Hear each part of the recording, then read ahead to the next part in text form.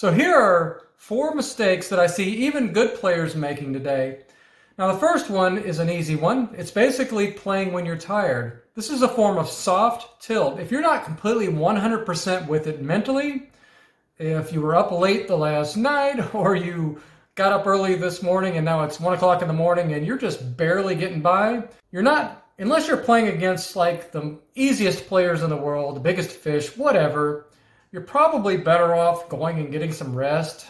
It's at least drinking some coffee if the games are really good. But you got to get your mental clarity in line before you try sitting down and playing poker, because this is a cerebral game and you need to be functioning on all cylinders in order to maximize profit. Or if you're a marginal winner or, something like a 4 or 5 big blind winner, it doesn't take much for you to go to a break even or a losing player. So why chance it?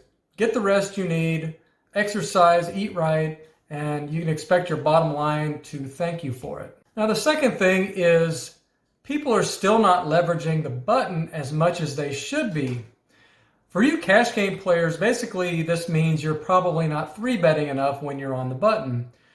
You're probably 3-betting way too much from the blinds when you're going to be out of position, and not 3-betting enough when you're going to be in position, on the button especially, and sometimes even the cutoff.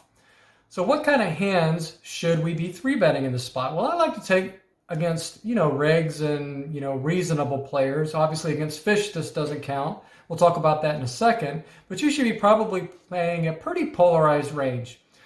But you shouldn't be necessarily polarized between very weak hands and very strong hands. You should still have the strong hands in your 3-bet range, obviously. But you want to have hands that flop really well, because you're going to be playing against a much tighter range when you're 3-betting versus the cutoff, hijack, under the gun, whatever. Those players are going to be opening wider, so it's not like you're up against the button range where you can just 3-bet anything and they're going to have so much crap in the range that you can show a profit. You're going to be up against a fairly strong range, so you need a much stronger range accordingly. So what I like to do is find a nice balance. You probably want something like a third of your hands to be for value, and then the rest of your hands, somewhere around 60 to 70%, to be as, I call them bluffs, but these are pretty strong hands. I'm talking about your Jack 10 suited, your Jack 9 suited, any of those suited flop well hands is what I like to call them. And so you don't need a super wide frequency. A lot of players are 3-betting in the spot like 3%, 4%. You need to get that up to where you're 3-betting, something like 10%, and even in some situations when you're against very loose players, something like 15%. Now, if you're up against an obvious recreational player, then you just need to be 3-betting a bunch of hands to isolate. And you could 3-bet really wide in this case because they're going to be out of position. They're never going to fold. So, it doesn't have to be big 3-bets. For you live players, I understand you want to make bigger 3-bets than if you're an online player. But you just want to mainly give yourself a chance of being heads up with these weaker players. And you want to have a range that is basically they're going to be playing fit or fold often enough that it might not matter too much what you have here, but I would pick something reasonable. All of your flop well hands, all of your strong broadways as well, hands you might normally call with, we can now 3-bet in position when we're guaranteed position on the button versus these players. So pick up more polarized but fairly strong range against regs and reasonably strong or average players, people that are actually trying to have a strategy. And then versus recreational players, keep your range a lot more linear and keep a lot of the stronger hands. Some of those hands you might have called with, like your king queens and king jacks and those type of hands, start 3-betting those as well. And you might be surprised how much easier this game gets, because somebody opens, you 3-bet, everybody else folds, you end up heads up. How hard is that pot to play? You're not multi-way a lot of the time. You're going to be you're going to be heads up a lot more often. And it's just you're going to have these super clear-cut decisions in that case. Whereas if you had just flatted, now you don't have any initiative and you're just playing guessing games a lot more. Now for you tournament players, you should just be playing a lot more hands on the button in general, whether it be flats. Maybe not so many 3-bets, just because ranges are a little bit tighter normally. And sometimes stacks are a little bit more shallow than you would be in a cash game. So generally, the main idea in a tournament is it's not really poker, right? I mean, it is poker, but it's more of almost a game of war. It's chip stacks versus chip stacks. If you don't know what I'm talking about here, check out an old book, Poker Tournament Formula. It kind of gives you the inside scoop on what the best tournament players are really doing at the table. They're not thinking necessarily so much about cards as much as the power of a chip stack and the benefit of building a big chip stack early and in the mid game so you can survive all ends and make it deeper in the tournament more often. Maybe not cash as often, but when you do cash, you go deeper. Anyways, check that book out. I highly recommend it. So what I'm talking about here is if you're on the button and you have more than 40 big blinds especially, you need to be speculating a lot more when you're on the button. Not only can you pick up a lot of orphan pots, but you can have that many more chances. You only get so many chances in a tournament to make and build a chip stack, right? You need to be taking more marginal chances. Things you wouldn't do in a cash game, like flatting 6-4 suited on the button is like, I mean, it's hard to turn a profit with that in a cash game, but you're not really thinking about the EV of this particular spot in a tournament. You're thinking about how can I make more final tables and how can I win more money that's at the top more often. And the way we do that in tournaments is we don't worry about cashing so often, but when we do cash and when we do make final tables, we want to go deep. Top 3 positions, right? We either want to make the final table, go out 9th or 8th, or get 1st through 3rd, or we just want to bust out early trying to build a big chip stack so we can register another event and take another shot, right? Okay, I just have to say it. This is another mistake that has been going on since I first started playing this game back whenever. A long time ago.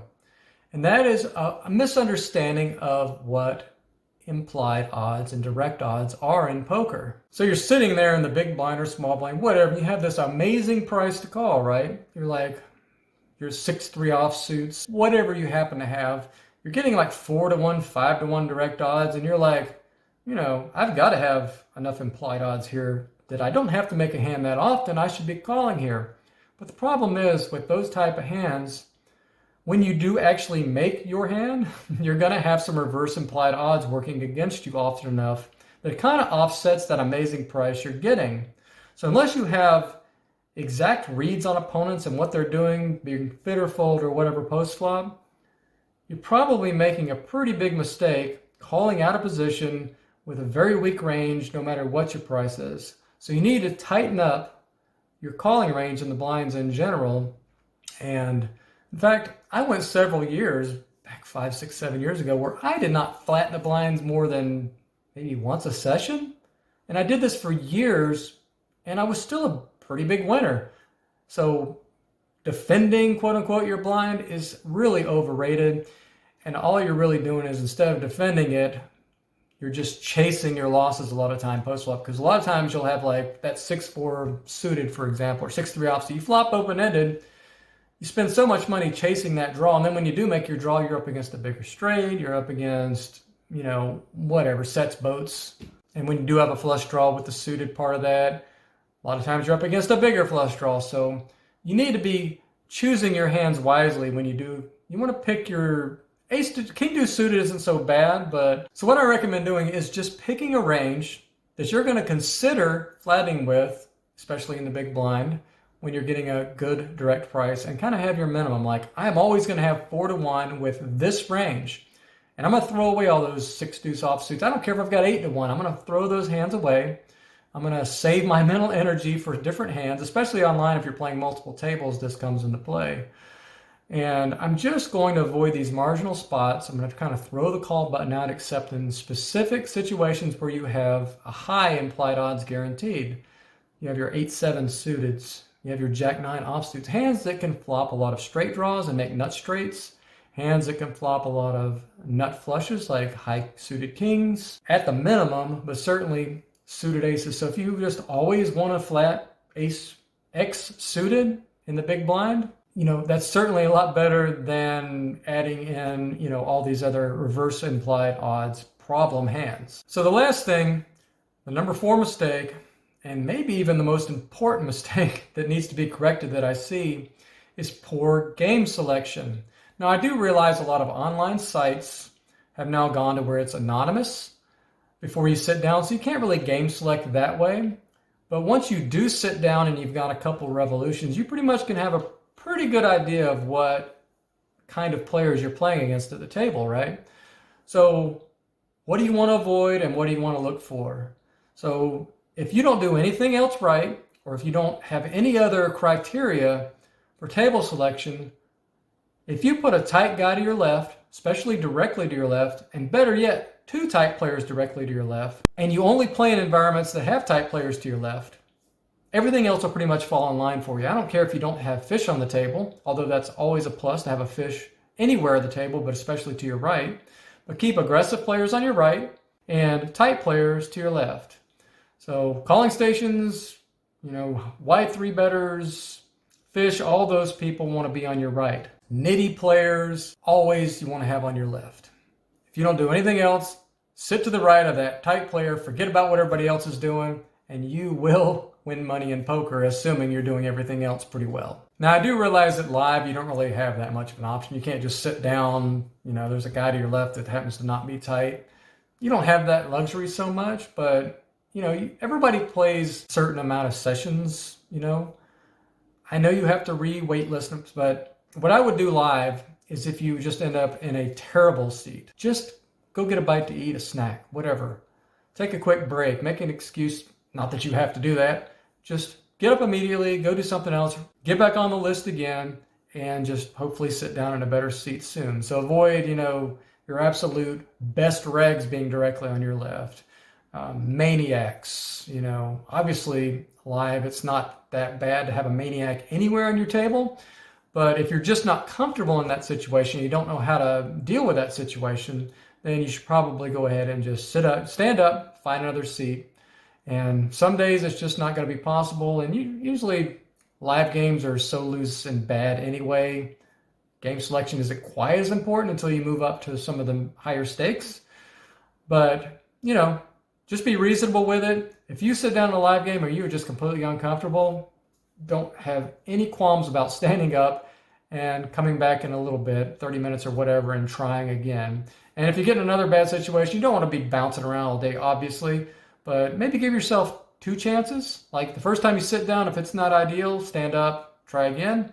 And if the second time, if you can't get a perfect seat again or a great seat, oh well, at least you gave yourself 2 chances every time. And I think over time, just this one little thing where you're giving yourself 2 chances to get in a good game will make a big difference as well. So that's it. That's the 4 mistakes I could think of off the top of my head that may not be on the radar of many players. So I wanted to highlight those today for you. So let me know in the comments, what are some of the mistakes that you find yourself making or you see other players making, even the good players? And I'd love to hear from you and we can add to this list. So thanks for watching and good luck at the table.